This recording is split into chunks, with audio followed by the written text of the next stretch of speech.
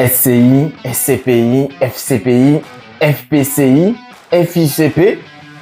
On s'y perd avec toutes ces abréviations. Alors, tu mélanges tout. C'est vrai que les termes se ressemblent, mais ils ne signifient absolument pas la même chose. Écoute bien cette vidéo, tu y verras beaucoup plus clair. Disons que tu veux investir dans l'immobilier, sans stress, sans paperasse, sans te ruiner. Trop beau pour être vrai.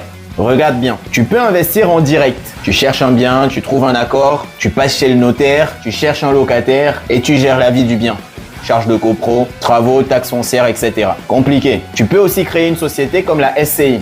Société civile immobilière. Le parcours est exactement le même, mais en plus, tu vas devoir faire les démarches de création de la société, te trouver un associé et ton prêt immobilier te coûtera plus cher. Maintenant, l'option 3. Tu peux acheter des parts de SCPI, Société civile de placement immobilier. Ici, l'intérêt, c'est que tu n'as aucune démarche à faire. Tu deviens juste propriétaire des parts de la société et tu touches tes loyers. Pas de recherche de biens.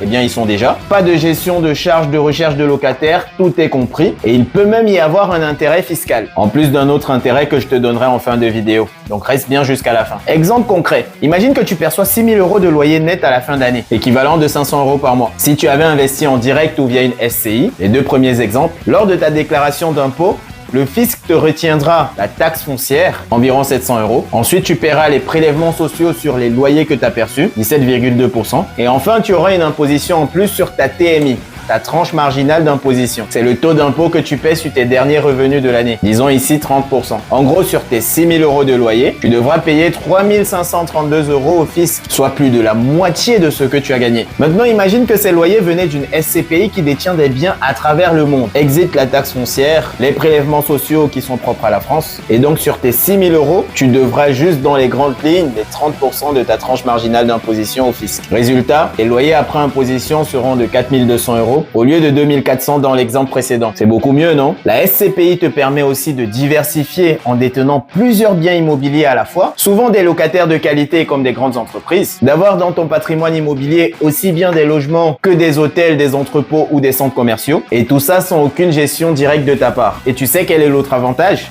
Pas besoin d'être ultra riche pour acheter des parts de SCPI. Dans mon cabinet, par exemple, tu peux investir des 40 000 € avec un prêt immobilier sans apport. Ça te fera une mensualité de 220 €. Être propriétaire immobilier et percevoir des loyers avec seulement 40 000 €. Avec tes loyers, tu couvriras quasiment la totalité de cette mensualité, voire plus. Alors, dis-moi en commentaire ce que tu en penses. Est-ce que tu connaissais les SCPI ?